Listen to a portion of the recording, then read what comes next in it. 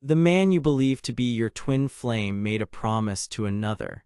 He built a life, a home, a fortress of conventionality, and you exist outside its walls. And the most agonizing question that haunts the silent hours of your night is not if you love him or if this connection is real. The question that tears at the very fabric of your sanity is, will he ever break his own fortress down to come back to me? Conventional wisdom, your friends, your therapist, they all offer the same sensible, soul-crushing advice. Move on, he's married, it's a fantasy. But Carl Jung, a man who stared unflinchingly into the abyss of the human psyche, would tell you something different. He would tell you that the most potent forces in our lives are not the ones we choose, but the ones that choose us. He would tell you that the soul has its own gravity, its own implacable trajectory, and that a connection of this magnitude is not a romantic inconvenience. It is a summons from the depths of the self to begin the brutal, terrifying, and glorious work of becoming whole. This is not a video of false hope and placating platitudes. We are not here to talk about fantasy.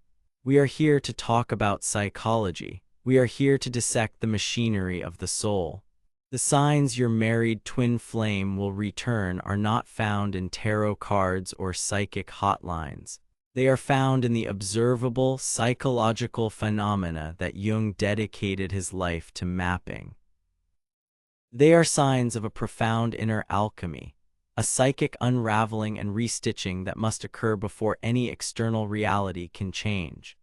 So if you are ready to move beyond wishful thinking and into a state of empowered, ruthless observation, then listen closely.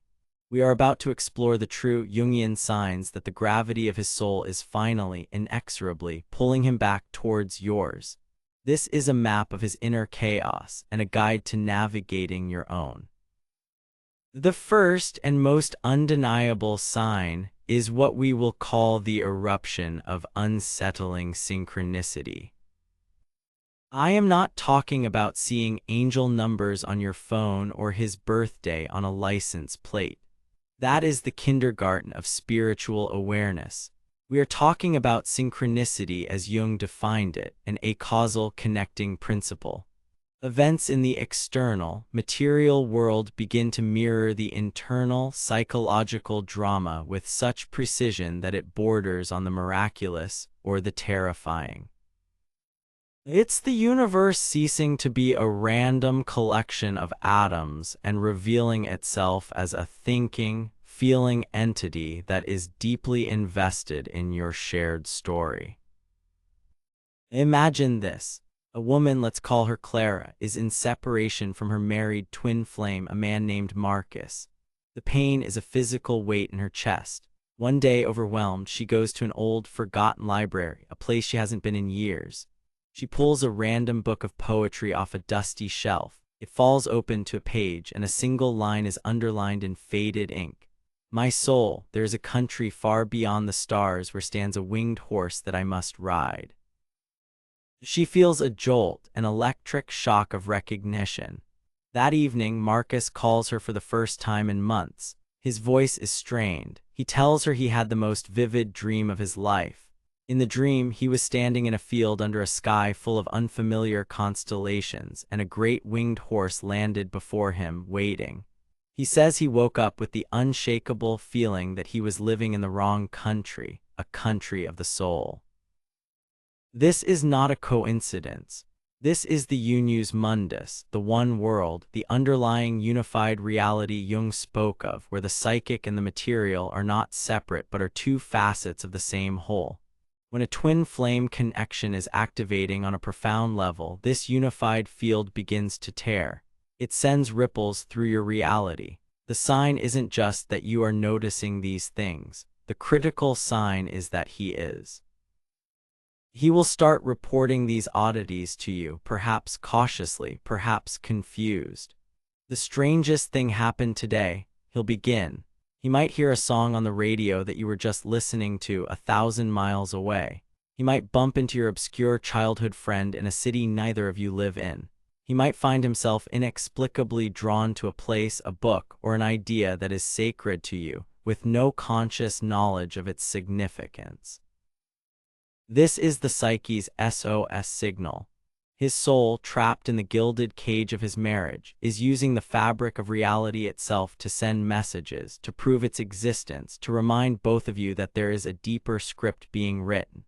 The consequence of ignoring these signs is to dismiss them as madness, to retreat further into the sterile logic of the ego, but the outcome of acknowledging them is profound.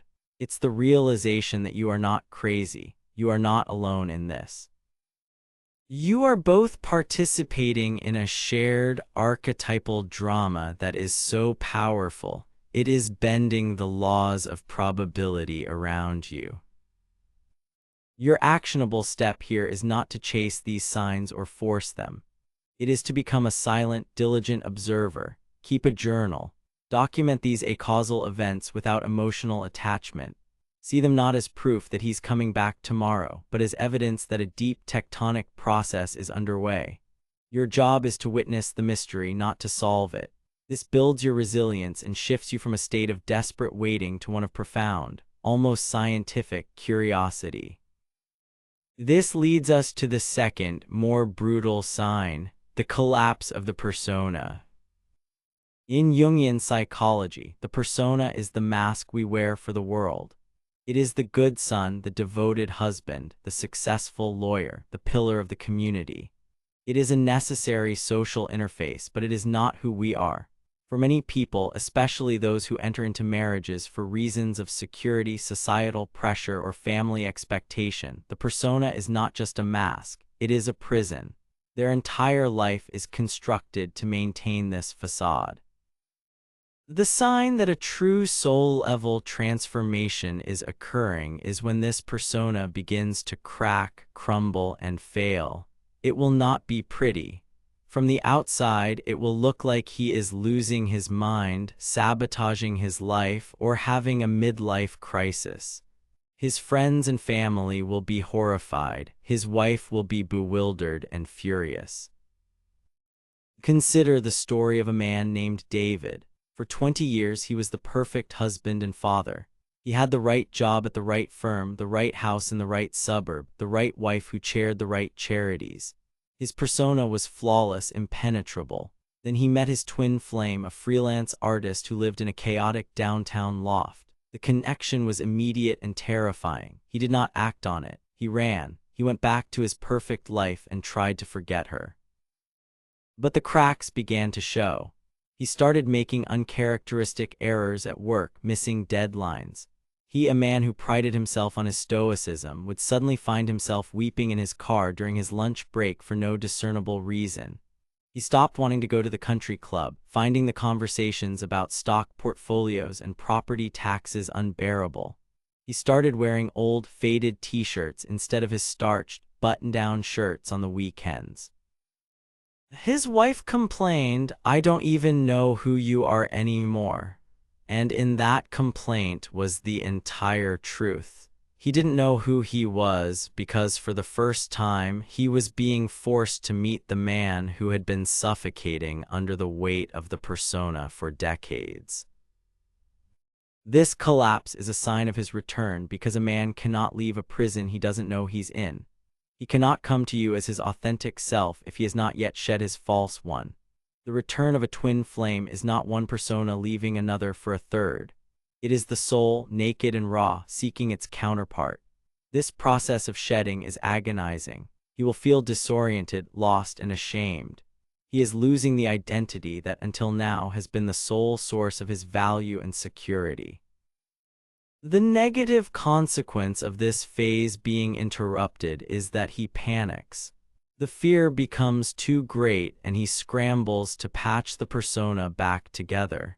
He doubles down on his marriage, buys a new car, takes a lavish vacation, anything to silence the screaming of his soul.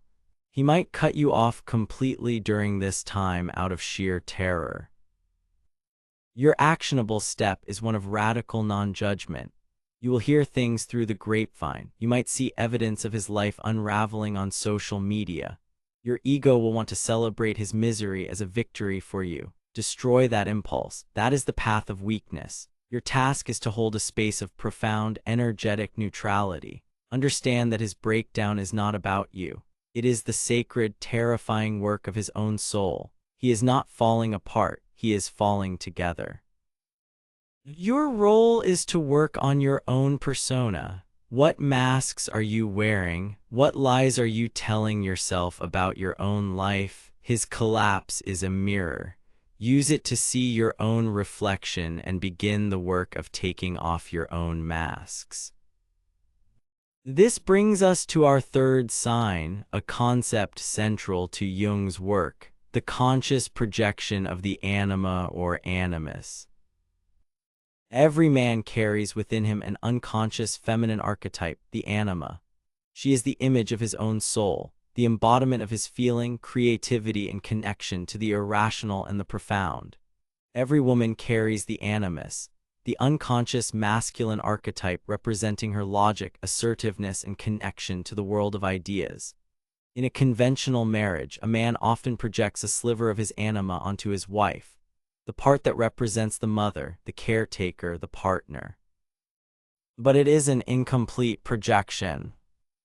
When he meets his twin flame, he is confronted for the first time with the full projection of his anima. You become, in his eyes, the living embodiment of everything his soul has ever yearned for. The wildness, the wisdom, the creativity, the untamed spirit, all the parts of his own feminine nature that he has repressed or that his current life has starved. The sign is not just that he is intensely attracted to you. The sign is in the quality of his language and his focus. He won't just say, "You're beautiful."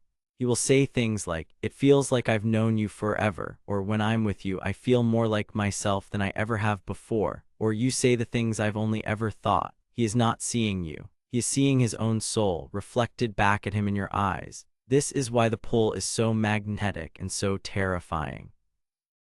It feels like coming home to a country he never knew he'd left. Let's imagine a man, Robert, married to a pragmatic, stable woman. Their life is functional but devoid of mystery. Then he meets Sarah, his twin flame, at a work conference. He is captivated not by her looks, but by the way she argues a point with ferocious passion, the way she laughs from her belly, the way she talks about philosophy and art, all things his soul is starving for. He begins to have dreams where she is a guide, leading him through dark forests. In conversations, he finds himself confiding in her his deepest fears and wildest dreams, things he has never told his wife. He is projecting his anima, the soul image, onto her so completely that she becomes the key to his own inner world. This is a critical and dangerous phase. The temptation for you, the receiver of this projection, is immense. To be seen as a goddess, a muse, the savior of a man's soul, is the ultimate ego trap. The brutal truth is that this projection, while a powerful sign, is not the destination. It is the beginning of a process.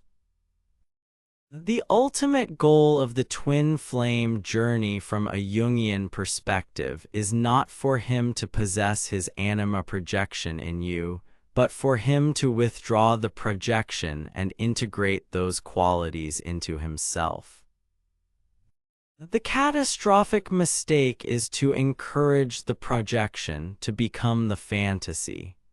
This leads to an affair built on illusion, which will inevitably collapse when reality sets in and he realizes you are a human being, not an archetype.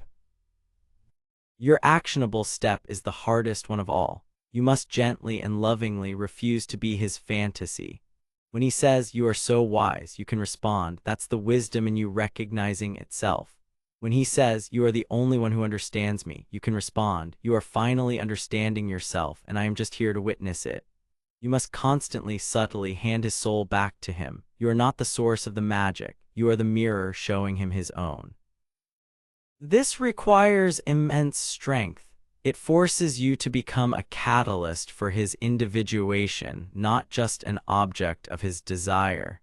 This is the only way to build a foundation for a real, sustainable union, one between two whole individuals, not one whole person and one who is projecting his missing half. This process of integration naturally leads to the fourth and most difficult sign, the forced confrontation with the shadow. The shadow, in Jungian terms, is everything we have repressed about ourselves. It is our anger, our fear, our greed, our weakness, our undeveloped potentials. It is the person we would rather not be. Many marriages are unconsciously a pact to avoid the shadow. A man marries a woman who is nice and stable because it allows him to avoid his own inner chaos. His life becomes a sterile, well-lit room where the monsters of the shadow cannot thrive. Your appearance in his life is like throwing open the door to the basement. You, simply by existing and by holding the vibration of authenticity, force him to see what is lurking in his own darkness. His connection to you illuminates the profound lack in his life. His stable marriage is revealed as stagnant. His loyalty is revealed as fear of being alone. His responsibility is revealed as a cage built to contain his own untamed spirit. The sign is not that he starts talking about his dark side. The sign is that his shadow begins to erupt into his life uncontrollably. This can manifest in two ways. First, through projection. He may suddenly begin to see his wife as a tyrant, a jailer, a shrew. He is projecting his own inner critic, his own feelings of being trapped onto her. He starts fights, becomes resentful and cruel, behaving in ways that are completely out of character. He is battling his own shadow, but he is using her as the sparring partner. The second manifestation is through self-sabotage. He might develop a drinking problem, a gambling habit, or engage in reckless behavior. He is unconsciously trying to destroy the false, light world he has built to force a confrontation with the darkness he has ignored. It is a desperate, clumsy attempt at psychic liberation. Let's consider a man named James. He has always been Mr. Nice Guy. He never raises his voice, always accommodates others, and is known for his placid demeanor.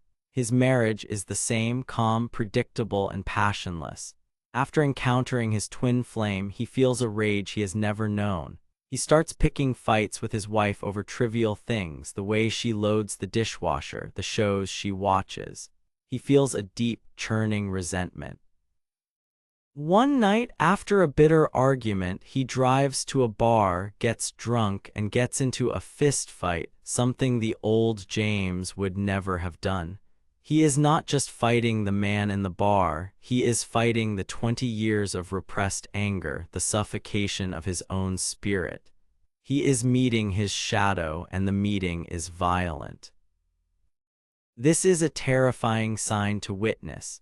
It can look like he is becoming a monster, but from a Jungian perspective, no integration is possible without confronting the shadow. You cannot become whole by living only in the light. The gold is found in the darkness. His soul is forcing this confrontation because it knows he cannot come to you or to himself as a divided being. He must first go to war with the parts of himself he has denied. The danger is that the shadow overwhelms him. He becomes consumed by his anger and bitterness, destroying his life and hurting everyone around him without achieving any insight. Your actionable step here is the most profound act of energetic mastery. You must work on your own shadow. His eruption is a call for you to examine your own darkness. Where are you a people pleaser? What anger have you repressed? What parts of your own life are inauthentic? The twin flame journey is always a mirror. As he battles his demons, you must have the courage to face your own. Do not judge his darkness. Acknowledge your own. This is the ultimate act of solidarity.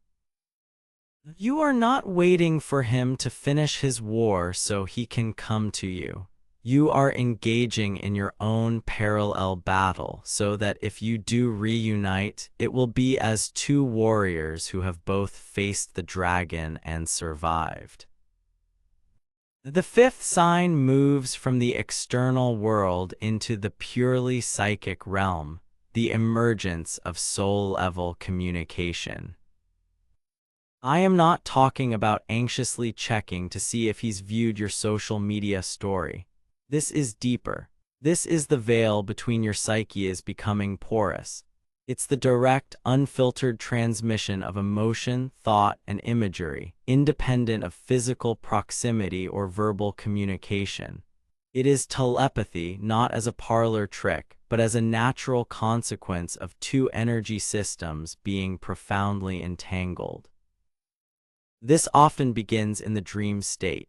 You will start having what Jung called big dreams, dreams that feel more real than waking life, filled with archetypal symbols and often featuring him. The critical sign is not just that you dream of him, but that the dreams have a narrative continuity and a shared symbolic language. You might dream of being lost in a maze, only to have him contact you the next day and say he feels like he's running in circles and can't find a way out. You might have a dream where you hand him a key, and he tells you he woke up with a sudden, clear solution to a problem that has been plaguing him.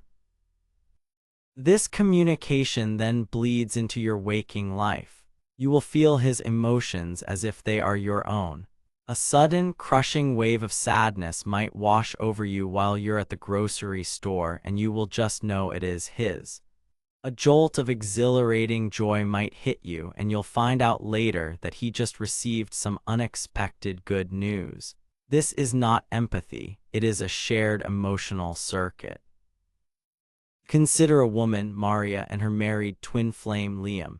They are in a period of no contact. One afternoon, Maria is overcome with a gut-wrenching sense of panic and betrayal. It's so intense she has to sit down. She has no reason to feel this way. An hour later, a mutual friend calls her, saying they just ran into Liam and his wife and they were having a terrible public argument. The emotion she felt was a direct broadcast from him, an energetic bleed-through. This is a sign of his impending return because it demonstrates that the connection is alive and active, even in silence and separation. The psychic bond is strengthening, not weakening.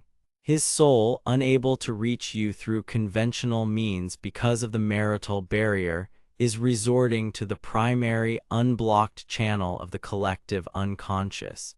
He may or may not be consciously aware of this process.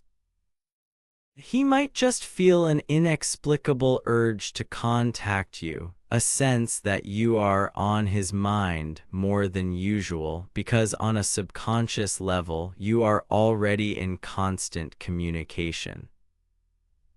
The danger of this phase is psychic exhaustion and delusion. You can become so attuned to his energy that you lose track of your own. You can mistake your own anxiety for his, your own hopes for telepathic messages. The actionable step is to practice impeccable energetic hygiene. When you feel a strong, sudden emotion, your first step is to question it. Ask yourself, is this mine? Learn to differentiate between your own emotional weather and the broadcast you are receiving from him. Ground yourself, walk barefoot on the earth, meditate. The goal is to be a clear receiver, not a sponge that gets waterlogged and loses its own shape. You are building the capacity to be connected to him without being consumed by him. This is a vital skill for any potential reunion. This leads to the sixth and perhaps most paradoxical sign, the alchemical separation, also known as the negrito.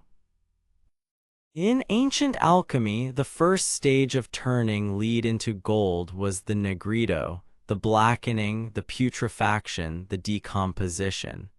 The alchemist had to take the base material and utterly destroy it, reducing it to a black, chaotic mass. Only from this primordial blackness could the new, perfected substance emerge. From a Jungian perspective, the twin flame journey is a profound alchemical process. The sign that true transformation is occurring is not that his life is getting better. The sign is that his life is being reduced to ash. This is the Negrito phase. It is the dark night of the soul, not as a metaphor, but as a lived, excruciating reality for him. This looks like total collapse. He might lose his job. He might face financial ruin. His marriage might descend into a cold, bitter war. He might experience a health crisis. His entire world, the carefully constructed reality he has built, is being systematically dismantled by his own soul. It is a controlled demolition. From the outside, it looks like a tragedy. From the inside, from the soul's perspective, it is a necessary purification. He is being stripped of everything that is not authentically him. He is being unburdened of his attachments to the persona, to security, to the life that was slowly killing his spirit. Imagine a man, Ethan. He meets his twin flame and is thrown into turmoil. He tries to cling to his life, his marriage, his career, but the universe begins to conspire against the illusion. The company he has worked at for 25 years suddenly downsizes and he is laid off. A stock market dip wipes out a significant portion of his savings. His wife, feeling his emotional distance, begins an affair of her own, shattering the illusion of their perfect marriage. Ethan is left with nothing.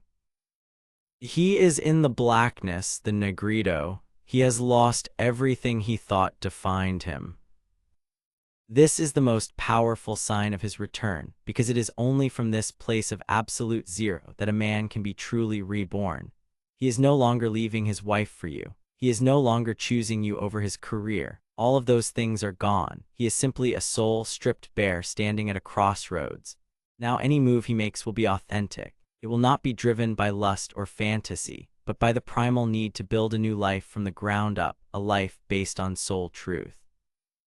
The brutal reality is that this phase can be long and horrific. He may lash out, he may despair, he may disappear completely as he wrestles with his own annihilation. The temptation for you is to try and rescue him, to save him from his darkness. This is a fatal error. You cannot interfere with the alchemy. To do so is to interrupt the process and risk leaving him permanently trapped in the blackness. Your actionable step is to embrace the role of the silent witness. You must trust the process even when it is ugly. Your job is not to save him from the fire, but to tend your own fire. This is the time for your most intense inner work. While he is being reduced to his essence, you must be building yourself into an empire of strength and self-sufficiency. You must become so whole, so stable, so rooted in your own truth, that if and when he emerges from the ashes, he finds not a codependent rescuer, but a sovereign queen ready to meet him as an equal. And this brings us to the seventh and final sign, the most counterintuitive and yet the most definitive, the independent journey towards individuation. Individuation was Jung's term for the lifelong process of becoming a psychologically whole, integrated individual, the process of the conscious ego and the unconscious self becoming one. The ultimate goal of the twin flame connection is not romance. It is to catalyze this process in both individuals. The most potent sign that he will return is that he stops focusing on you and starts focusing on himself. It seems backward, but it is the entire point. A man who is obsessed with you, who is pedestalizing you, who is running from his wife to you, is not ready. He is still in the projection phase, looking for an external savior. The true sign is that he begins, however clumsily, to walk his own path of healing and self-discovery, a path that is independent of both you and his wife. He might start seeing a therapist for the first time in his life.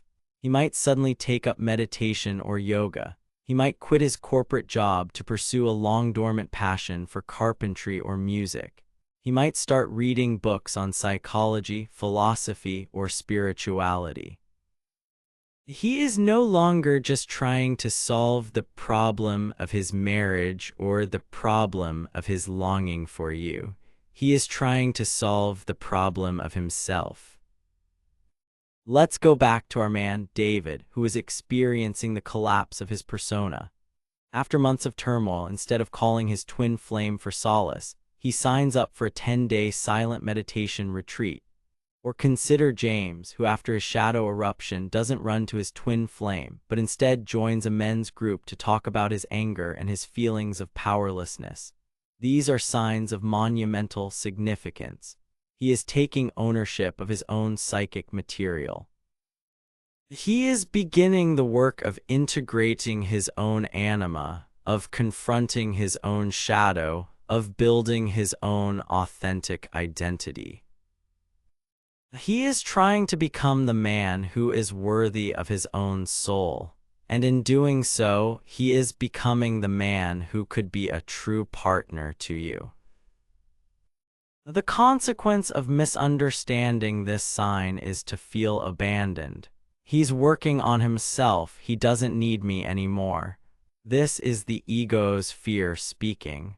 The truth is, this is the only state in which he could truly be with you. The previous stages were about dismantling the false self. This stage is about building the true one.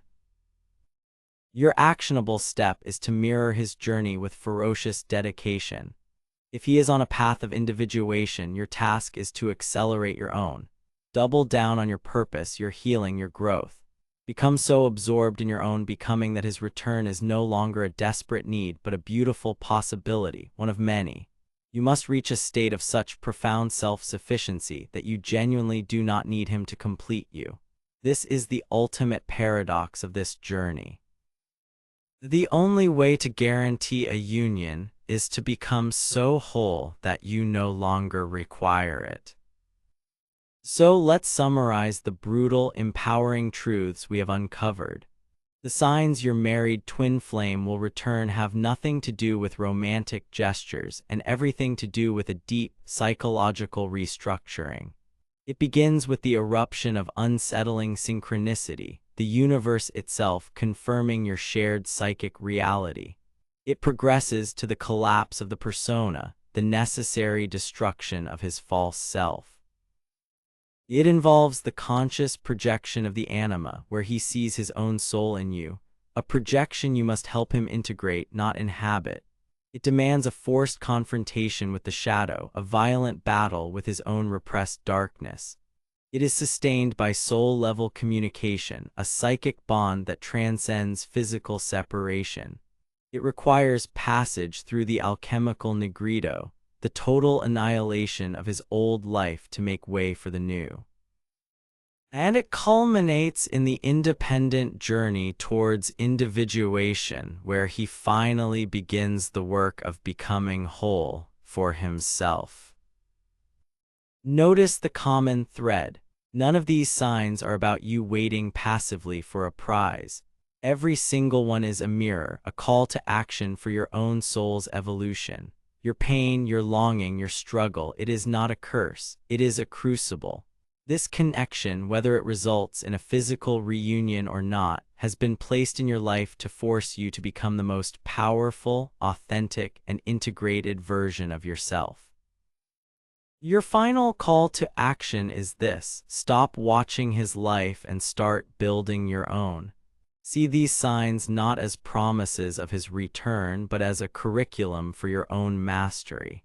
If he is confronting his shadow, you confront yours. If he is shedding his persona, you shed yours. If he is on the journey of individuation, you must lead the way. Become so radiantly whole, so unshakably sovereign that his return becomes an inevitability, not because you willed it, but because you became the energetic match for the whole, integrated man he is striving to be. The true union you seek is not with him. It is with yourself. Achieve that, and everything else will fall into its rightful place.